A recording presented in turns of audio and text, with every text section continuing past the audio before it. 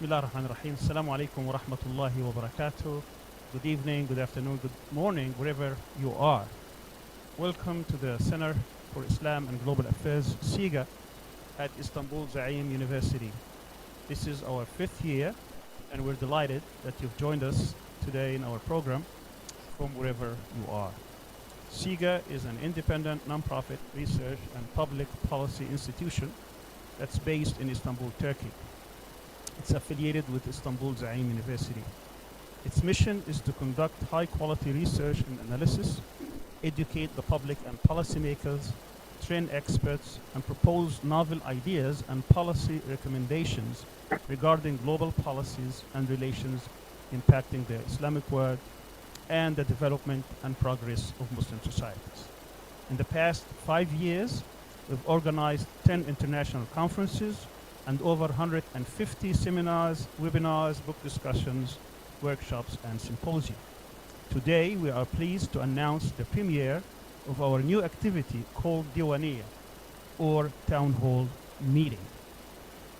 It gives me an immense and great pleasure to have with us today in our first Diwaniyya the former Prime Minister of Pakistan, His Excellency Mr. Imran Khan.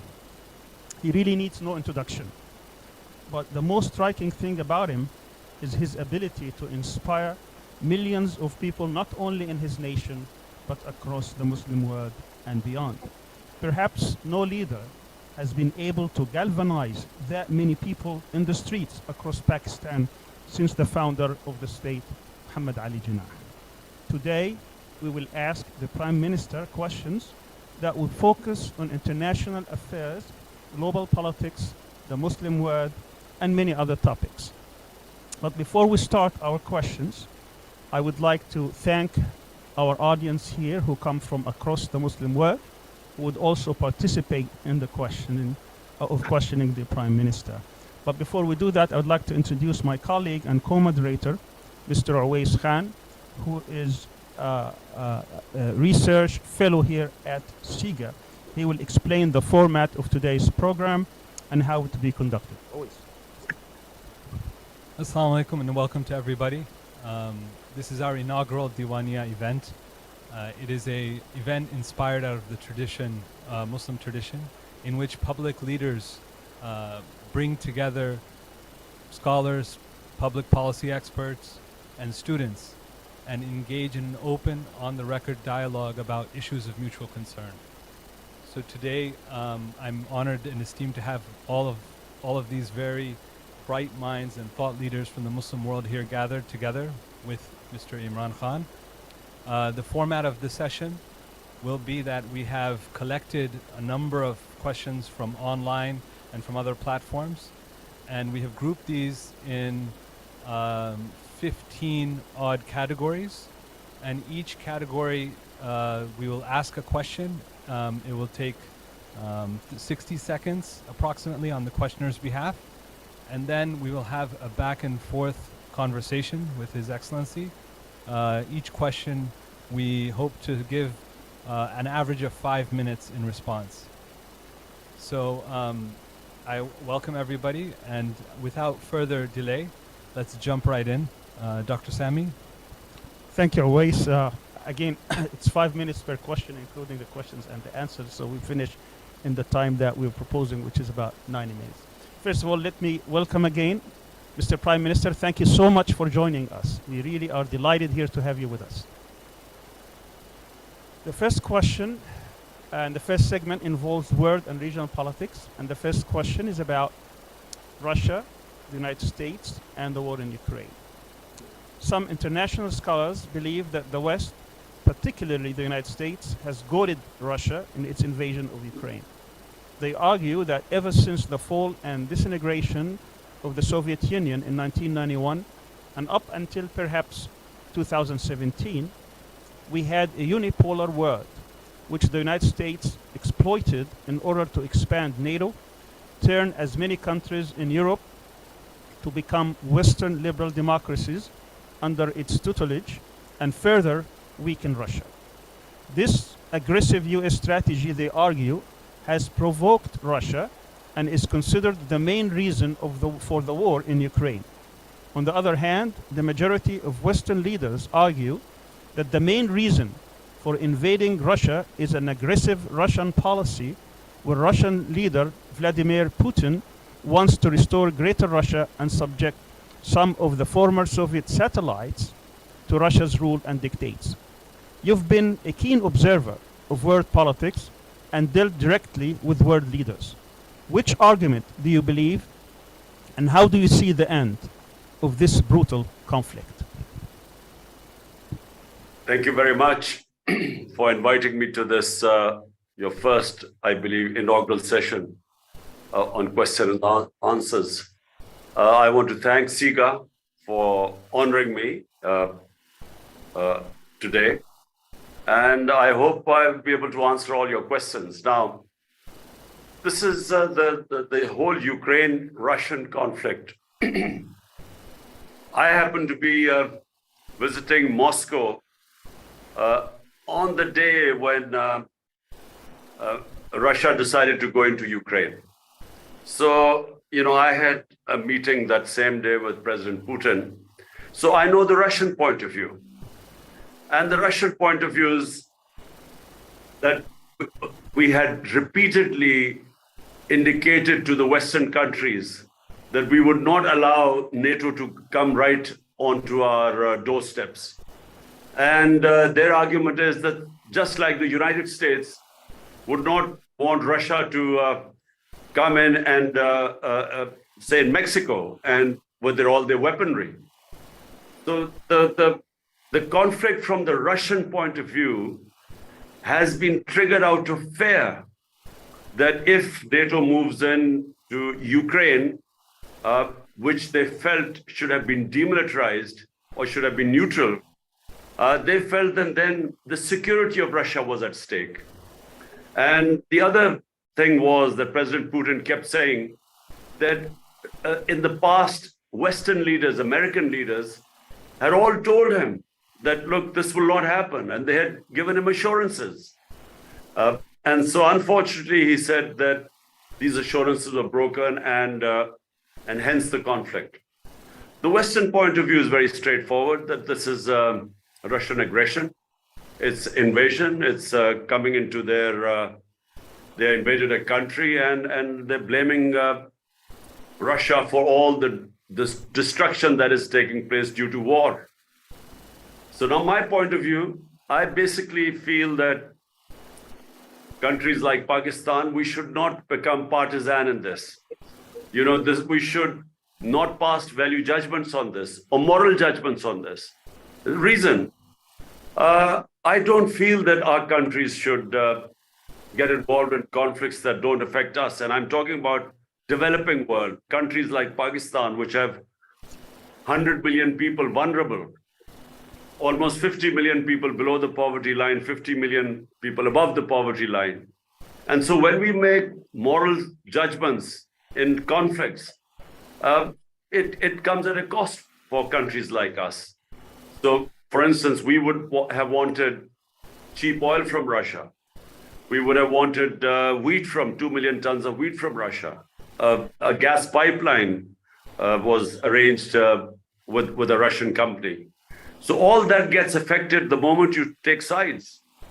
And our neighbor India, which is a part of the Quad, which is a strategic military, economic military alliance with the United States, India abstained in this because they too felt that they needed cheap oil from Russia. And what this conflict has done, post the COVID situation, where already there was a commodity super cycle, and this conflict has raised energy prices to the level which is causing a lot of problems in Europe. We all know that in Europe, they are suffering from gas shortage and energy prices spike.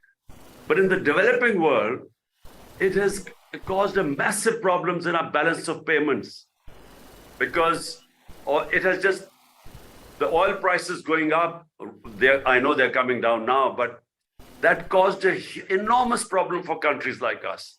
So therefore, my take on this, there are 2 points of view. We would like to abstain, my country, we would like to abstain in this. but I do feel that this conflict has caused massive problems all over the world. Thank you. Thank you very much for your answer. The next question is about China, and Always will ask that question. Keeping with our theme about world and regional politics, we'd like to stick with talking about the great powers. For the past 3 decades, the power of China has been on a steady rise economically, military and technologically, among other spheres. It has certainly become a world power. Pakistan has also been one of its major partners, not only economically but also geopolitically. How will Pakistan maneuver between China and the United States, particularly in growing US pressure on Pakistan to take sides? How do you envision the role of China in a multipolar world and in competition with the US? Well, Wes, the problem is that, when we are countries, again, I sort of falling from your first question, when we are weak countries, we developing countries are pushed to take sides. And I feel that Pakistan should not take any sides. I'm talking about our country. Because, why do we have to take sides? Pakistan should have good relationship with both China and with the United States. Similarly, I feel with Russia and the United States. For instance, that's the policy of India. I must say that I've always admired the way India remained non-aligned during the Cold War. I thought it was a sensible thing to do. I mean, when you become part of a bloc, that means that the whole other bloc is excluded from you. And of course, great powers do put enormous pressure on you to take sides. So let me first say that China-Pakistan relationship goes back a long time, 60 years. And China has been what we call always a friend in need. China has stood by Pakistan, whether it is on international forums, on politics. For instance, Kashmir is an issue, a United Nations resolution on Kashmir stating that there should have been a plebiscite in Kashmir for the people of Kashmir to decide whether they wanted to be with India or Pakistan. And that right was not given to them. But hardly any other country stands with us. China has always stood with us, and I must say, Turkey has stood with us. But even Muslim countries, despite knowing the injustice going on in Kashmir, just like in Palestine, they do not stand with us, which is, by the way, one of the reasons I feel that when we are told to take sides in a conflict like Ukraine, why should we? When things that are important to us, the Western countries don't take a stand or moral stand on it. And so I feel that, I think we should be non-aligned in this. We should be neutral. We should be friendly with both. But about China, I have seen the development of China in the last 30 years. And I must say, what they have achieved there is no precedence in human history of what China has achieved. They have lifted 700 million people out of poverty in the last 35, 40 years. It's never been done in human history. And when you go to China, the rate of their development is phenomenal. And I just do not think that Western countries will be able to compete with them. Because, the electoral politics, it has its limitations. I mean, the amount of maneuvering a democratic government which comes about through electoral politics, you have a lot of limitations. In China, what is considered national interest, the people stand with the government. And what they managed to do, like, for instance, shifting populations, I don't think that can happen in Western countries. So I just don't think that the other countries will be able to stop the growth of China. Their system of meritocracy. I visited China and I saw the way they bring up all their talent. And then their single focus, long-term planning. I haven't seen such long-term planning in most countries. Certainly countries like us, which every 5 years are supposed to have elections, So very rarely governments plan beyond 5 years. But in China, they have just planned so far ahead, and then they single-handedly pursue their goals. And I feel that, China is going to be I think it will leave everyone behind. Thank you very much, respected Chairman. I cannot leave the issue of China aside as a Muslim think tank and not raise the plight of the Uyghur Muslims. On a lot of issues, Muslims around the world are concerned about the events that are happening in Xinjiang. Pakistan has been a champion of Muslims all around the world. How do we hold both of this in tension? Well, let me say that, the Pakistan-China relationship is such that whatever the issues of Uyghurs, we have always, the Chinese have always preferred to speak behind closed doors. They're very, their system is such that they hate talking about sensitive issues like Uyghurs in public. So we've had discussions with them, and they give us a different side of their story. And there are always two sides of the story.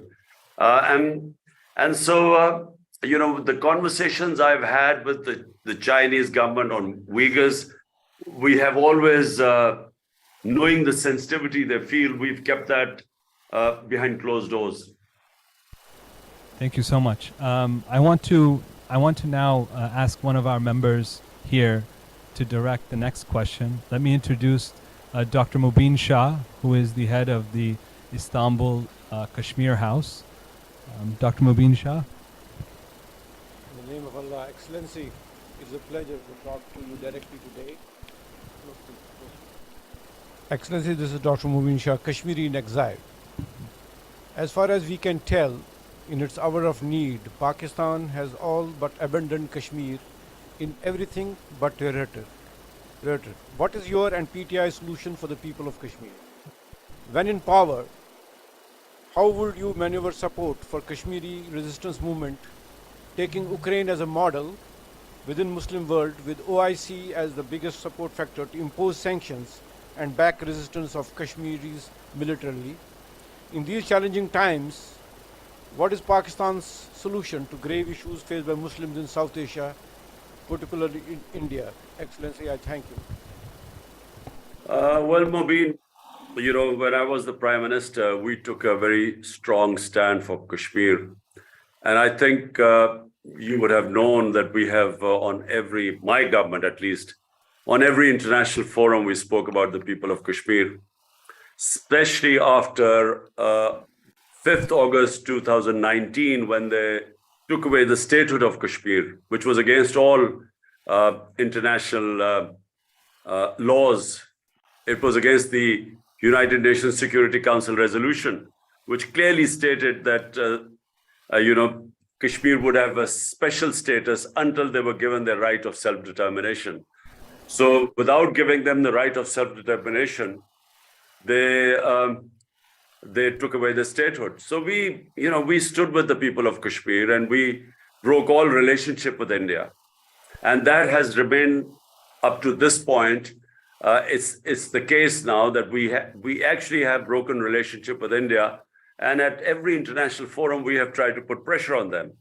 Now, apart from that, what else can we do? Give them moral support them everywhere. But when you say, I don't know what you mean. I mean, do you think we should militarily go into Kashmir, which is obviously clearly not an option? There are two nuclear armed countries. It's not a Ukraine type situation. Pakistan and India, the moment there is a conflict, I think there is always a danger that it will go out of hand.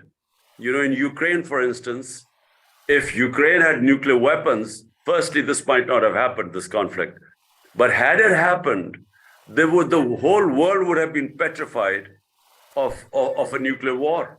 So therefore, with Pakistan, India, military solutions are not an option. Short of that, what else can we do? Well, raise it on every forum, and it has cost Pakistan quite a lot by breaking away all diplomatic relationships with India since 5th August 2019. So, what kind of words of hope can you give the people of Kashmir? Because this is a very bleak picture right now. It's, circumstances always change. I am a firm believer that, you just keep pressure. People of Kashmir have patience. They have given tremendous sacrifices. Almost, 100,000 Kashmiris have been martyred in the last 30 years or just about 40 or around about 40 years. But, they're resolute. They're not giving up. And this will, sooner or later, the Indian government will have to restore their rights. At the moment, the people of Kashmir are just deprived of all rights. And what the Indian government hopes to do is to alter the balance, the demography of Kashmir by settling in non-Muslims into non-Kashmiris and Muslims into Kashmir. And what they hope is that eventually the balance will be changed, and when they have elections or plebiscite, there will be more non-Muslims who will then vote for India. So this is the game plan for India, but it's not working because the people of Kashmir have not given up. And I think the settlers find it very difficult to move into Kashmir in a hostile environment. And I really believe, I am a firm believer that Kashmiris will get their independence, their right of self-determination. Thank you. Thank you very much. Our next question is about Pakistan's nuclear policy, and it will be asked by Dr. Nizar Krekish, who is the director of the Bayan Center for Studies from Libya. Dr. Thank you. Nizar. Thanks. As the only Muslim state that has nuclear weapon, can Pakistan potentially provide a nuclear cover for the Muslim world? In other words, do you think Pakistan should put other nuclear power nations notice that they cannot use nuclear weapons against other Muslim states, because that would also constitute aggressive against Pakistan? For example, can Pakistan give nuclear cover against Israel potential use of nuclear weapons against its neighbors? Is it strategic in the area or just restricted for Pakistan, this nuclear weapon? Well, at the moment, first of all, let me tell you, I'm not a great fan of nuclear weapons because I do believe in settling your issues. I'm not also a great fan of military solutions. For instance, I would never try and solve issues militarily, but for me, it is basically for defense. I mean, if someone is going to take away your freedom, then that's when you fight for it and you use military. So the Pakistan military, the nuclear program has always been a defensive one because India is 7 times the size of Pakistan. It has huge resources now. And the people in Pakistan have always been threatened by the idea that a bigger neighbor would just overwhelm the country. So remember, we've had 3 conflicts with India. And this was from 48, 1965, and then 1971. And so ever since Pakistan's had the nuclear program, we actually have had no conflict. So it gives the country of 220 million people security when you're facing a neighbor which is 1.3 billion people. And hence, it's a nuclear program for Pakistan is essentially defensive. So just to clarify this point, if in the future you were prime minister and a Muslim country was threatened with nuclear weapons, will you take action or just stand by? Well,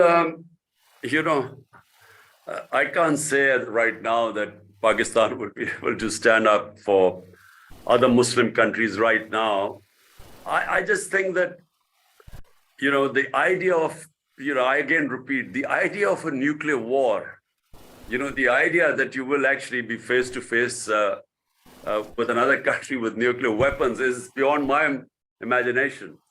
And I say this simply because, nuclear war is the end of the world. You must remember it's a suicide attack on the world because I don't think the world will be able to sustain or survive a nuclear holocaust. So, the answer to the question is simply that there are other ways that the Muslim countries can put pressure on the injustices that are going against the Muslim countries, and that is through the OIC. Unfortunately, right now, the OIC has not really fulfilled its role as an organization that would stand up for Muslim causes. Unfortunately, there are too many self-interests. There is not enough. Governments are not enough representative in the OIC. In other words, they don't represent the public opinion. So the public opinion all over the Muslim world is the same. They feel the pain of what is happening, injustices in the Muslim countries. But when you have governments that have no connection with the public opinion, then they're not bothered what the public opinion thinks. And hence you find very few countries which have spoken out for Muslim causes. Because only those countries where you have Muslim democracies, where you have governments representing the public opinion, only they speak out against the injustices, say, in Palestine and Kashmir and elsewhere. Thank you so much. We're going to move on to our second segment, and this is a good segue to talk about the Muslim world and the Ummah. I have with us Mr. Naeem Jinnah from the center, who is the director of the Afro-Middle East Center in South Africa. He's joining us online. Thank you, Uwais. Excellency, in many of your speeches, you have equated Western intervention in Iran to how the West interferes in the internal affairs of Pakistan as well. And of course, many of us believe that there's a personal issue here for yourself also. Since the 1979 Iranian Revolution, Iran adopted a kind of policy of independence, neither East nor West, as they called it, and coupled that, in fact, with hostility towards foreign powers, promoting what it regarded as its version of an Islamic state. That country, Iran, has now lived under sanctions for 43 years almost. Sanctions, destabilization, etc., with the objective, of course, of regime change in Iran. From a Pakistani perspective, how do you view Iran? A hostile power, a potential strategic partner, a competitor? And I ask this question particularly in light of your earlier comments about non-alignment, I think, which is a very valuable articulation. And how exactly is Western pressure on Iran similar to that on Pakistan? Well, in Iran during Mohammad Mossadegh's premiership, and his government was removed, and this is now documented, was removed by the CIA. And it was because an independent-minded prime minister took over in Iran and wanted to make policies for the interest of the people of Iran. And so we all, we all know what happened to him. There was this, first of all, there was this campaign, propaganda campaign against him in the media. Then it was the opposition parties were paid to do demonstrations against the government of Prime Minister Mossadegh, and then his own party members were given money to change party affiliation, and eventually it was the final was the army which removed him. So it was a very similar pattern followed when my government was dismissed. But let me just talk about Iran. I find that it is most important for a country to live with dignity and self-respect. I mean, that for me is the most important thing. We Muslims, our oath with the Almighty is La ilaha illallah. There is no God but Allah. It gives us dignity, self-respect. We are not supposed to bow in front of anyone but the Almighty. And the Muslim countries, when they become subservient or when they become client states, when they lose their dignity, and unfortunately in Pakistan, we have suffered from this. I have found the Pakistan's foreign policy, vast majority of the people of Pakistan have found it very undignified, because we have relied on aid and we stretch our hands and we get money, or we fight other people's war, and then we participate. A lot of our own people die in this, and we do it for foreign aid or US dollars.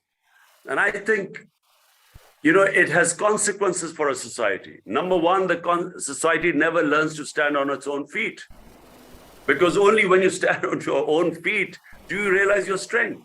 But when you're always having crutches of foreign aid, just because you're trying to serve someone else's foreign policy objectives, you lose your dignity. And for me, the people of Iran might have suffered, but they haven't lost their dignity. We will disagree with maybe what their worldview is. We might disagree with their worldview of Islam, but you cannot disagree with them standing for their sovereignty. So I admire that about them. Thank you very much, Your Excellency. Our next question comes from Imran Khan, who is a PhD candidate at Istanbul Sabahattin Zaim University and also a research associate at SIGA. Mariam, are you there?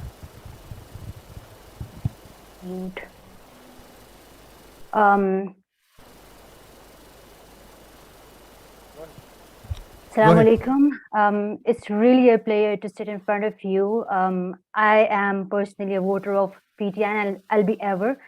My question is regarding Afghanistan. It's been after 2-decade-long war of US against Afghanistan. Taliban have turned to power now, which wasn't supported by leftists in Pakistan because they saw them as a source of terrorism. Now, we Pakistanis are again facing a wave of terrorism, and Islamabad is on high alert. So how do you see the Taliban in Afghanistan, and how do you think that the current security threat which Pakistan is facing now has something to do with Afghan Taliban also? Also, you have supported a lot of laws like blasphemy law and religion-based laws, but on the same time you have criticized a lot of religious parties which were in the coalition. So how do you see the role of religion in the politics? Thank you so much. Okay, so first of all, you must differentiate between the Afghan Taliban and the Pakistan Taliban. The Afghan Taliban are completely different. Their aims and objectives are completely different to the TTP, which is the Pakistan Taliban. Who were the Pakistan Taliban? When the Afghan Jihad was conducted from the soil of Pakistan, it was conducted to what was called the tribal areas of Pakistan, or FATA. Now, these were areas adjoining the Afghan border. And all the sort of incursions into Afghanistan by the Mujahideen were from the tribal area. And a lot of the fighters also from Pakistan were from the tribal areas. And there were Pashtuns, which were the Pakistani. You must remember, Afghanistan is 50% Pashtun, and 2/3 of Pashtun live in Pakistan. And most of them along the border, the eastern border of Afghanistan. So therefore, there was a lot of Pashtun sympathy for the Afghan Jihad. So hence, from the tribal area, the border adjoining Afghanistan, that's where the fighters used to go in, and the Mujahideen used to operate. So when come 9/11, Afghanistan gets invaded by the Americans. Now Pakistan government took this stand, which I opposed. We should have stayed neutral. They started supporting the US war on terror. And so the same people who had been fighting jihad against the Soviets because they were foreign invaders now were told that because it's the US, if you fight against them, it's terrorism. So they turned against the Pakistan government. And so what we had was in tribal areas, the people turning against the Pakistan government, and they were called the TTP, the Pakistan Taliban. And so there were two different things. Afghanistan Taliban were not connected with them. I mean, they were connected vaguely, but not really. There was no rail connection with them. So what happened was that after Kabul fell to the Taliban last August, the Pakistan Taliban were then asked by the Afghan Taliban to go back into Pakistan. And unfortunately, that was a great time for us to, my government was already negotiating with them so that we would do a resettlement of these people, because there were about 40,000 people which were moving into Pakistan, amongst them about 5,000 to 10,000 fighters, but their families too. So unfortunately, when my government went, the eye was taken off the ball, and the new government and the new and the setup, the military establishment did not pay enough attention to what was happening with the resettlement of the Taliban coming in. And so therefore we have this wave of terrorism coming in now, and this is all along what was the former FATA, the former tribal areas, because they've got merged into Pakistan. So we have a wave of terrorism in Pakistan right now, and this needs to be dealt with before it goes out of hand. Now I come to what you're talking about, religious parties and religious laws. Look, let me first tell you about the blasphemy law. The blasphemy law was not made by Pakistan, it was made by the British when they were ruling India. And the idea of the blasphemy law was that if one religious community, and remember there were multi-religious communities living in villages. There were Hindus, there were Sikhs, there were Muslims, there were Christians. So if one religious community said something which was derogatory against another religious community of a sacred entity, so there would be riots, there would be a lot of people killed. So the British then brought in this blasphemy law that you were not allowed to say anything derogatory about any religious entity of any other religion. That's how it came about, to stop riots. So therefore, rather than there being lynching crowds and lynching mobs going on and killing people who thought that their religion blasphemy had been committed against them, now it was an offense, so you had to actually go to court to prove that. So that was to stop mob violence, lynching crowds. So Pakistan basically inherited the policy. And in Pakistan, it makes sense because we have different religions here. And we have had in the past, when someone thinks that our religion has been blasphemed, there have been mob violence. There have been people lynched. And this now is an offense in Pakistan because you have to prove that it's blasphemy. And for that, you have to go to a court. Very well. Thank you. Thank you very much. Our next question is about Turkey. And we have with us Dr. Yasin Aktay. Dr. Aktay is a professor at Bayezid Yildirim University. And also he is a former member of parliament and widely known here in Turkey. Dr. Aktay. First of all, thank you very much for sharing your very, very valuable perspective with us, and thank to SIGA for gathering us together in this platform.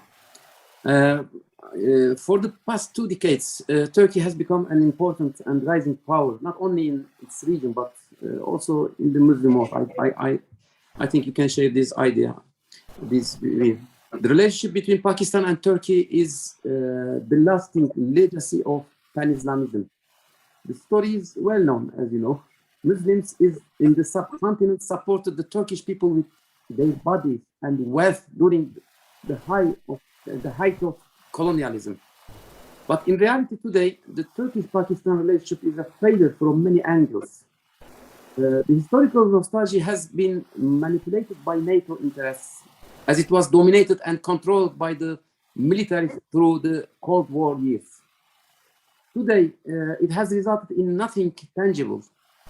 No visa-free travel, no free trade agreement, no military alliance, no free technology transfer agreement, no people-to-people cooperation, etc.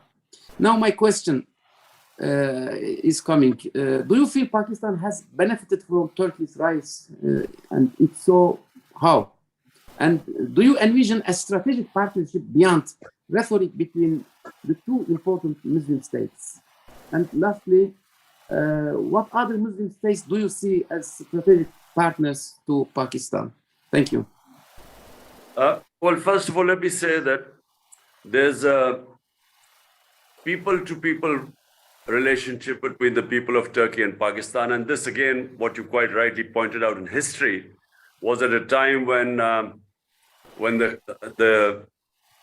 in Turkey, the Western powers or European powers were about to take over in the 20s or late 1919s and 1920. At the time, we were fighting. A lot of the Muslims of India and what is now Pakistan collected a lot of money, and they gave. They were standing with the people of Turkey, and I think that's what is remembered in the Turkish mindset. So the relationship is very deep.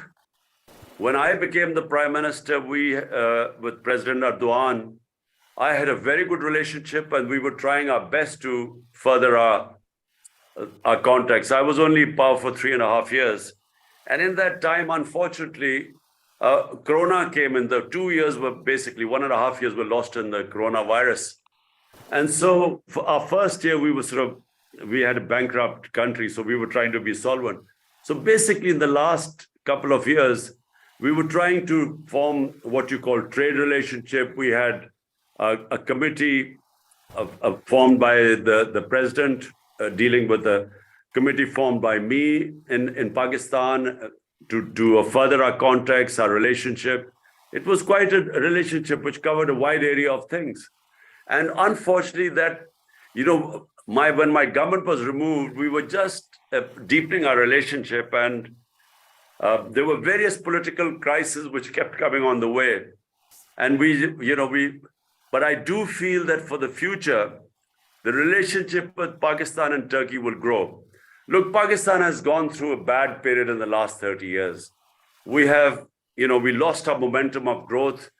Pakistan just did not live up to its economic potential. We had two terrible governments of two political families who ruled us for 30 years. And they're still here. They've been in power for 8 months. And they have basically run this country into the ground. So Pakistan in the 60s was one of the fastest growing economies in the world. And especially in the developing world, Pakistan was given as an example. A lot of countries followed Pakistan's model in the 60s, Malaysia, South Korea. We were considered a model. And as I said, unfortunately, in the last 3 decades, we lost that momentum because, we had very poor governance. So looking ahead, I think Pakistan and Turkish relationship has tremendous potential. And we were discussing, there were a lot of mutual areas which we could benefit each other, because there's a lot of strengths in Pakistan, which are we have potential, but we haven't realized them. But in Turkey, we were working out on how mutually we could benefit each other through trade. Thank you very much. I can't leave this without mentioning that you and President Erdogan, and I believe also the President of Iran, were talking about how to confront Islamophobia. Say, in 1 minute, what project do you think the 3 countries should embark upon to confront this rising problem of Islamophobia? You see, Islamophobia, let me just give you I'm just going to be very quick about this. This all started when the Iranian Revolution took place. There was a fear in the Western countries that all Muslim countries will be taken over by Islamic revolutions. And so they divided the Muslim world between moderates and fundamentalists. And in 1989, when Salman Rushdie, or sometime then when Salman Rushdie wrote that book, Satanic Verses, there was a wave of anger in the Muslim countries. The West could not understand why were the Muslims so upset, because they, especially Europeans, their idea of religion, or the way they treat, for instance, Jesus Christ, is completely different to the way Muslims love and respect and revere our Holy Prophet Muhammad, peace be upon him. And they couldn't understand this. And the Muslim world never explained to them why were they so upset. And so that added to this suspicion about Islam. And then, of course, 9/11 took place. So after that, Islam was equated with terrorism. For somehow, suicide attacks were only by Muslims because we were supposed to be these radical people. And unfortunately, the worst role was played by the heads of Muslim states. Everyone, rather than trying to explain to the Western countries that, look, radicals, moderates, and liberals are in every human community. There is no such thing as radical Islam or Islamic terrorism. You know, these were terms given to create the impression that somehow terrorism and radicalism was connected with Islam. And the Muslim heads of state were so keen to become all moderates and liberals just to please the Western countries, they never explained to them that there is only one Islam, and that is of Muhammad sallallahu alaihi wasallam. And unfortunately, we never ever helped fight Islamophobia. We never, by never explaining anything to them.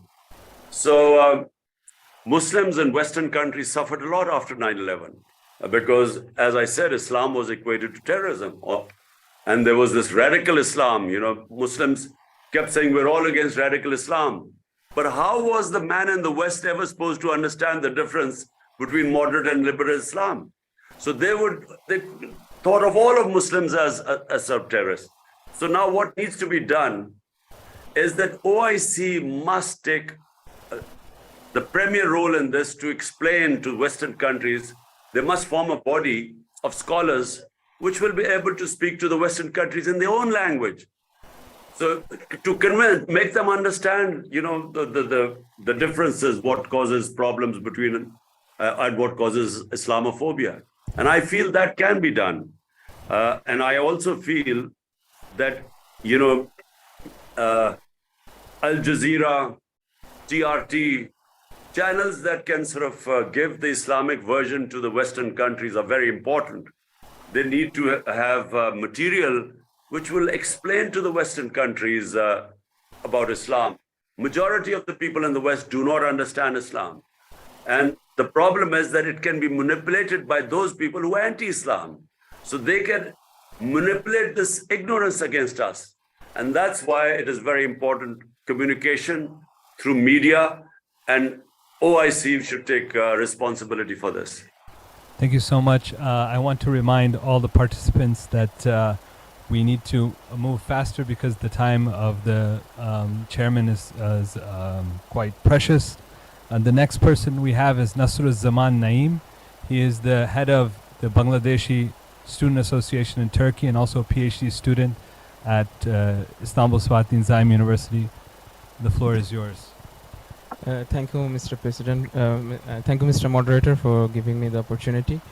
As we are talking of the Ummah today, let's turn to an issue closer to home. As we all know that both Bangladesh and Pakistan contains a significant proportion of Muslim population in the world today. But it is unfortunate and it is apparent that the relationships between Bangladesh and Pakistan are not good. So why is this the case in your opinion? Also, we often speak about the brotherly relationships between Muslim majority countries, but all of those talks are actually empty. So as a politician, what is your vision regarding Bangladesh? And also as a politician, what would you suggest as way forwards to improve the relationship between Bangladesh and Pakistan in near future? Thank you. Well, first of all, the reason why our relationship has not grown or improved is because of sadly the events of 1970-71, when the ruling party, the party that should have been given government, the majority party was not given, was not allowed to have its mandate and form government in Pakistan. And that led to the break of Pakistan and the formation of Bangladesh. But unfortunately, the events that followed, the military operation which followed, that created that deep what should I say? Not animosity, but it created that distance between the two countries because of the suffering which took place because of the military action. So my government, I reached out to the Bangladesh Prime Minister, and I also invited her to Pakistan. But the relationship is not what it ought to be. It should be a much better relationship. There have been periods in which the relationship seems to have thawed, but for some reason the relationship has not grown. But I do agree with you that as two of probably the countries with the biggest population, Muslim populations, we should have far better relationship than it is right now. Thank you very much. Our next question is about Palestine, and it will be asked by Mr. Jalal Khshaib, who is a senior research associate at the Center for Islamic Global Affairs. Jalal? Thank you, Doctor. Assalamu alaikum. My question is regarding the Palestinian cause and the normalization with Israel. And as you know, all of you, the cause is witnessing now the worst days. If we look back to the history, we see each state in the Muslim world which normalized its relationships with Israel found for itself like an excuse under the big name, the umbrella, the realpolitik. Some of them make the excuse of to avoid foreign pressures. Some of them to get back their own land, like Egypt and Camp David. Some of them to seize another land, like what happened last 2 years in Abraham Accords. Some of them to get to win and to gain stability or prosperity inside. Some of them to get protection from foreign threats, like some of the Gulf states and Iran. But in all the cases, those states were the winners and still the winners. And the loser, unfortunately, is the Palestinian cause. Now, as we know, Pakistan is still suffering from the Kashmir problem, more international pressures, and instability inside. My question to you, Mr. Imran Khan, can you assure million of Muslims and people across the world that Pakistan, under the leadership of Mr. Imran Khan, will never sacrifice Palestinian rights and Jerusalem, and will never normalize the relationships with the Zionist state under any excuse? Thank you. Well, the founder of Pakistan, who we call Quaid-e-Azam, the great leader, he in 1948 gave a statement on Palestine, and he spoke about the injustice which was being done to the people of Palestine. And he was very clear that Pakistan would not accept or would not recognize Israel as long as the people of Palestine were not given justice. So that has been basically the line of all Pakistani heads of state since then. And secondly, we have the issue of Palestine is almost exactly the same as the people of Kashmir. So the moment we give up, our principal stand on the recognition of Israel, means that we give up on Kashmir too, because the issues are more or less the same.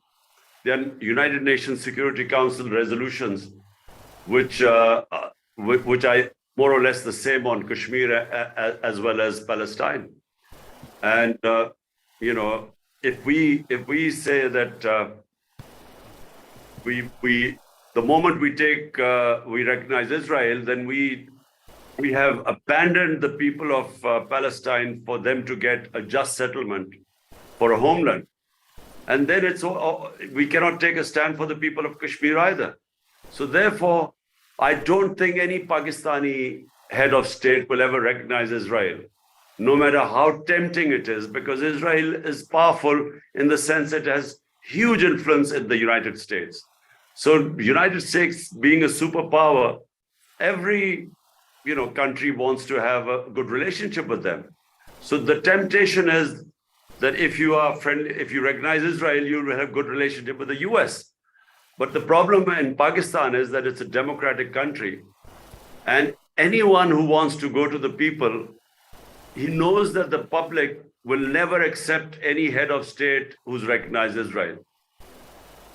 Thank you very much. We have 3 short questions, if you may. Thank you very much for staying with us. The next one is going to be Salman Sayed, who is professor at the University of Leeds, and he is with us online. Very quickly, Dr. Sayed.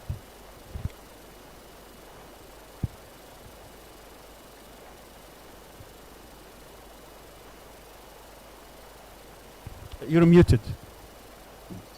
One of your greatest achievements has been the popular mobilization of unprecedented scale in Pakistan. And I just want to ask you that how will you harness this popular will, not just to demand new and fair elections, but also to replace the current corrupt system inherited from the colonizers? You see, the problem most of the developing world, or what you call the ex-colonies, all of us, the problems we faced are the same. We have struggled to establish rule of law, justice. I mean, justice means rule of law. Rule of law means that everyone is equal before the law. And when you have colonialism, basically the colonials are above law. And in Pakistan, unfortunately, and like most of the ex-colonial countries, when they got their independence, the rulers mostly took the role of the colonizers, and they put themselves above law. And so when you do not have rule of law, corruption becomes one of the biggest symptoms of lack of rule of law, because the powerful elite goes above law, and when they start making money, the state institutions cannot check their corruption. And that's how countries become poor, not because of lack of resources, but the corruption of the ruling elite. That bankrupts countries. And that's the case with almost the entire developing world. It's certainly the case with Pakistan. We suffer because after colonialism, either we had military dictatorship, half the time we were ruled by military dictators, and military dictators clearly, when they take over a country, when they decide to impose martial law, they break the constitution. It's against the constitution and the rule of law. But unfortunately, when we've had civilian governments, so-called democratic governments, they also have put themselves above law, and which is why they have been able to make so much money through corruption and take the money abroad.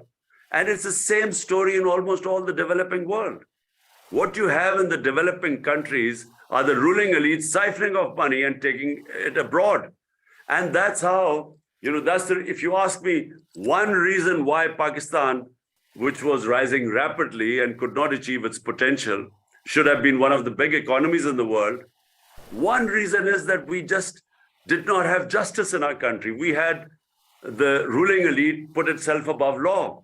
And when you have ruling elite above law, when the powerful cannot be held accountable by your institutions of justice, then the country becomes a third world country. It becomes eventually a banana republic. Thank you so much. I want to quickly give the floor to one of our senior professors, Dr. Munzer Kahaf, who is a professor of Islamic economics here at Istanbul Sabahattin Zaim University. Professor Kahaf. Okay, thank you. Of course, I thank SIGA and I thank you, Mr. Former Prime Minister, for being with us. But I really, you mentioned about the miracle of China and other examples, and of course things vary from one country to another. You can't really apply the same model. in repeating it as it came from China, for instance. Now, what is your model? What is your program for economic development in Pakistan? And especially, I want you to also be a bit specific on a few points. How would you fight corruption that is not really among the elite, but it had reached even the smallest employee in government or in any corporation even? And also, how would you envision the new economy in Pakistan, development-wise and Islamization-wise, especially with the Supreme Court decision of elimination of interest? So okay. Let me just say that in Pakistan, if what I was trying to do when I was in power, but only for 3.5 years, and what I will again try and do, number one is imposing rule of law. Establishing rule of law is the beginning of prosperity. I believe that countries that are prosperous, if there is rule of law in a country, it cannot have poverty. If you look at the map, if you just look at the rule of law index all over the world, the countries which have a rule of law index above 80 or 90% are all prosperous, have no poverty. And most of our countries, I mean, if you look at Nigeria, Nigeria has the greatest amount of oil reserves in Africa, and yet it has huge poverty. But on rule of law index, Nigeria is 7%. So it is directly related. If you have rule of law, you have prosperity because it unleashes the potential of a society. You have investment coming into your country. Investment always comes into countries which clean governance. And capital flies from countries which do not have a governance, which don't have rule of law, which have poverty. So number one, and that is going to be the hardest thing to establish. Number one is rule of law, and rule of law will tackle the ruling elite. But Professor, your other 2 points, the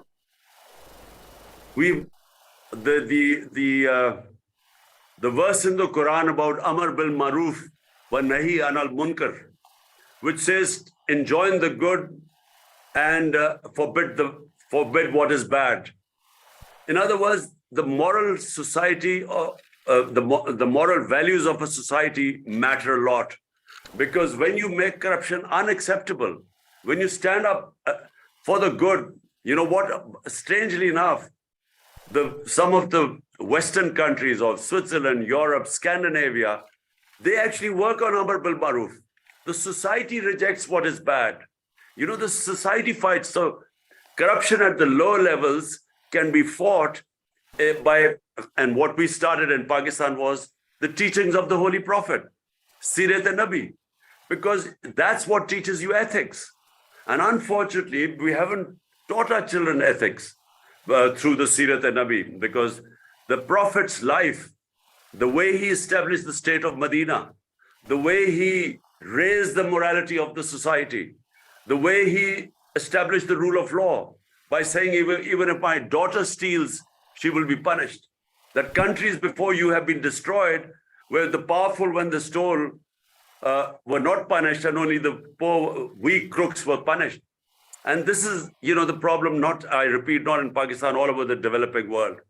And next is education. You see, in Muslim societies, education has to be considered sacred, as it was at the time of the Prophet. We have not paid enough attention to education towards research and technology. And this is what I was trying to do in Pakistan. We were going to set up excellences of center in technology, because the future is technology. But eventually a country has to be sovereign. I believe that a country must stand its own feet, have dignity and self-respect, and that's what gives it strength. Because, you rely on your own resources. A human being that walks on crutches, his legs will waste away. If the bigger weight we lift, it strengthens us. Same with human societies. If you start depending on aid, which we have, and if you depend on foreign loans and IMF, you would never really learn how to stand on your own feet. So a sovereign country is the key for me for success. Thank you so much for this. This is the last question, Mr. Prime Minister, and it's from one of our sisters and concerning the empowerment of women. Dr. Yasmin Saib is also a research fellow here at the Center for Islamic Global Affairs. Dr. Yasmin? Your Excellency, thank you so much for giving us your time today. I think it's important for us to end this discussion by addressing the question of women and women's empowerment. As we have seen recently, incidents in Iran as well as in Afghanistan. Many people have argued that no matter what, Muslim countries can never give women freedom and dignity. That's some of the prevailing arguments that we hear. And so I'd like to know how do you view this issue, and how would you, accomplish this matter in a society that is quite traditional and conservative in many regards, also in a balanced way, without falling into what I would say, Western liberal ideologies or traps even. Thank you. Okay, so look, first of all, I do believe that, the revolution, what our Prophet Muhammad ﷺ did 1500 years ago was a revolution, because he revolutionized the society. There were new concepts that came in. But one of them was he gave rights to women. We don't, we forget that long before the idea of women's rights in Western countries, 1500 years ago, rights were given to women. And in the last sermon of the Holy Prophet, he was very clear. He said, men have rights over women as women have rights over men. So the concept and dignity, of women. So in Muslim societies, if you look at Muslim societies, yes, sometimes when the idea, the whole idea of parda is such, which I feel that we haven't done enough ijtihad on, enough debate on it.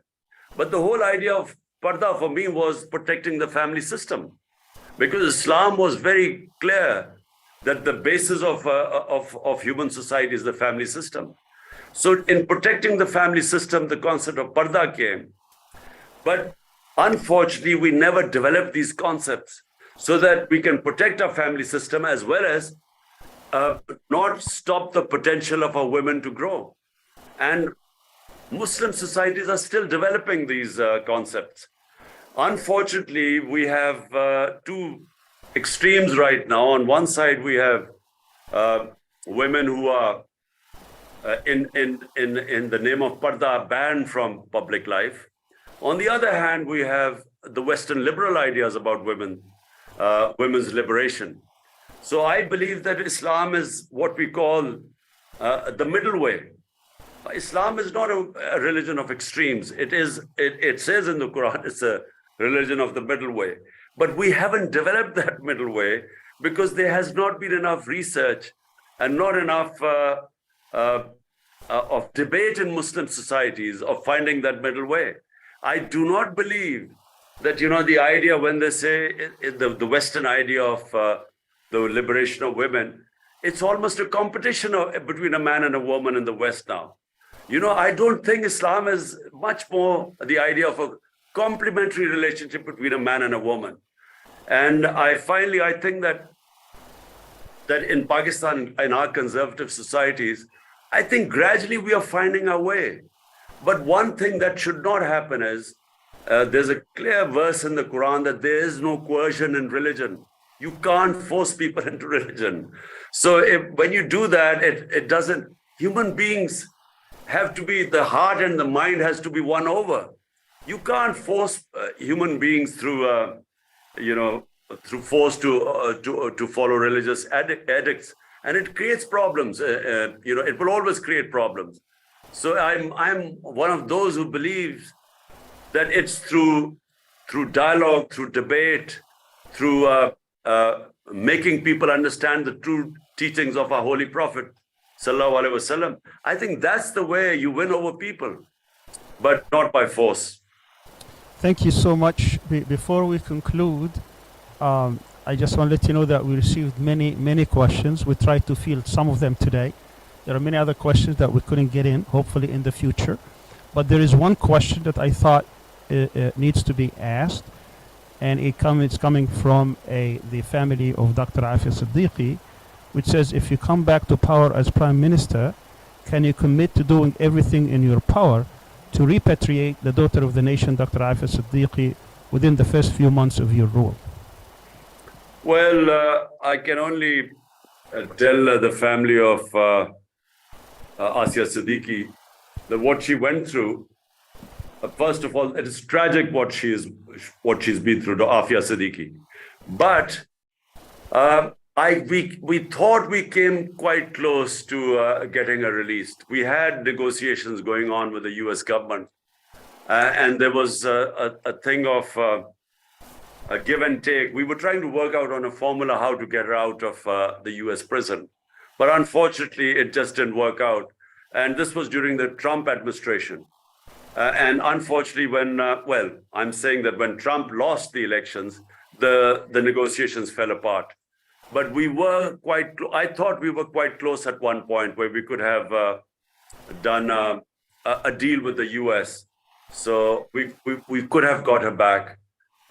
So the answer is yes, I'll try my best again, because the US government might listen to if we do a give and take, a deal with them.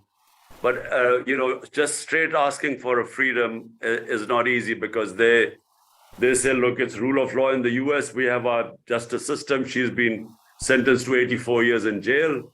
And so they don't talk about, there's no way Pakistan can pressure them to release her. Inshallah, we'll find a way. I just want to thank you from the bottom of my heart for all your time. I would like to give you the final few moments for a closing statement. Well, first of all, again, I want to thank SIGA for affording me this opportunity.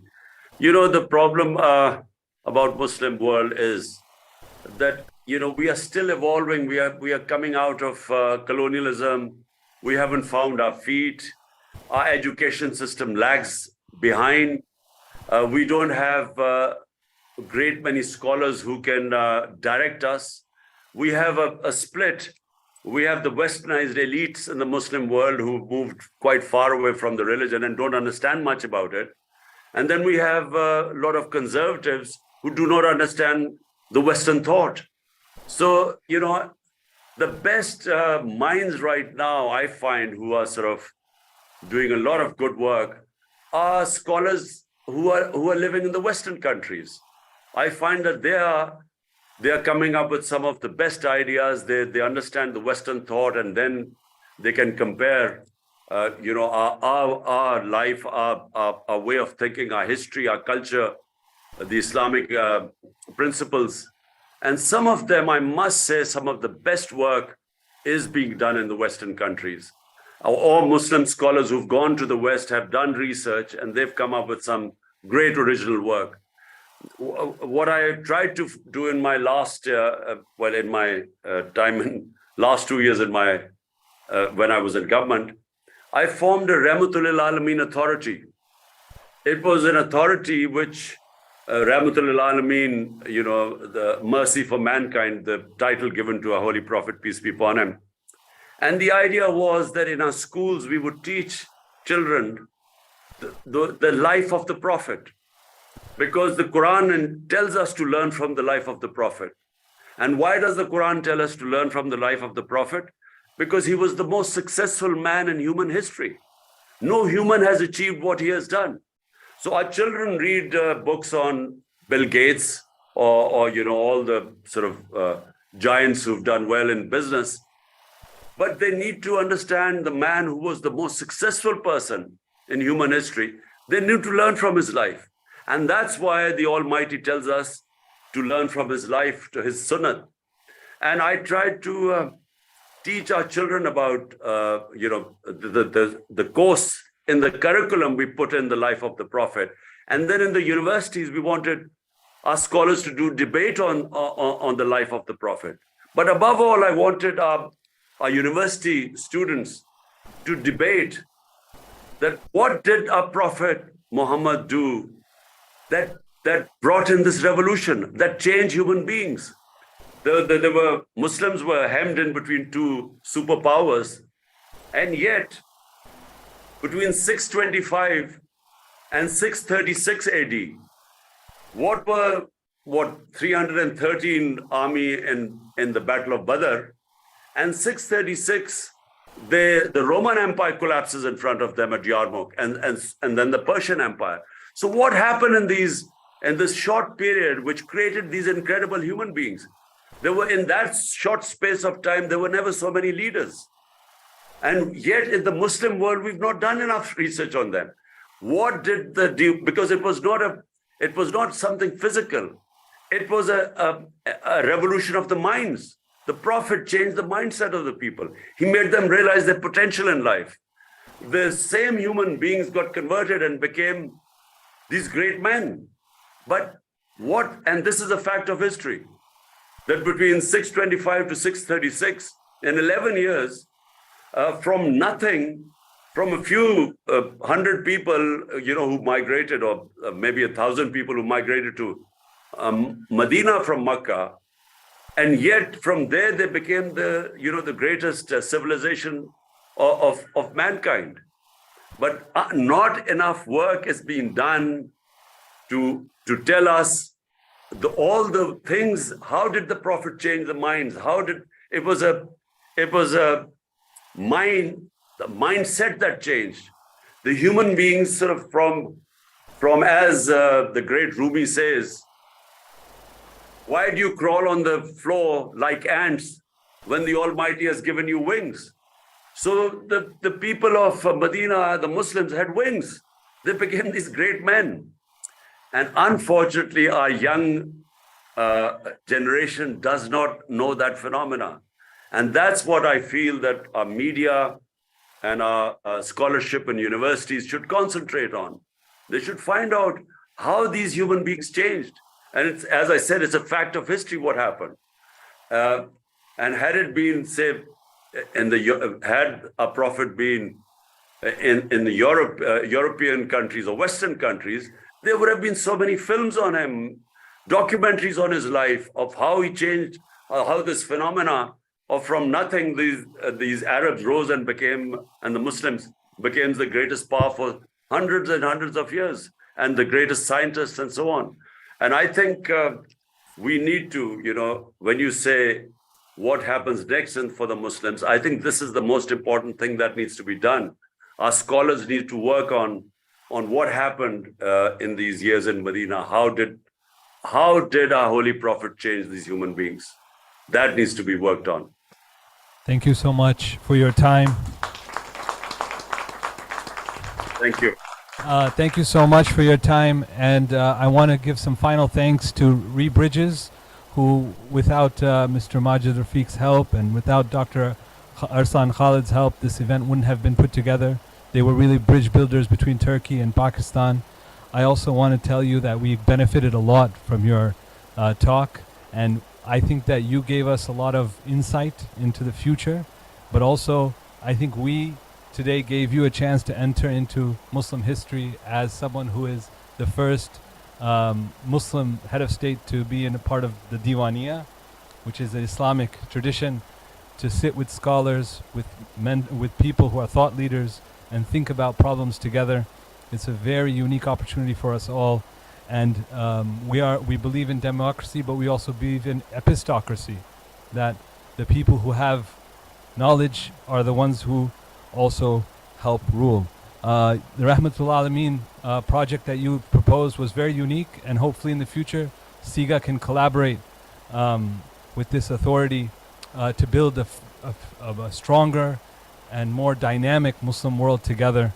And we hope to see you in person in Istanbul, And we hope that you have a very speedy recovery, because I know that you gave us a generous time even though you're injured. I know it wasn't difficult. I know it was difficult, but thank you so much for your stamina, and we pray for your recovery. Thank you very much, and it was a pleasure. Thank you. Thank you very much. And I want to thank everybody who's been here with us today.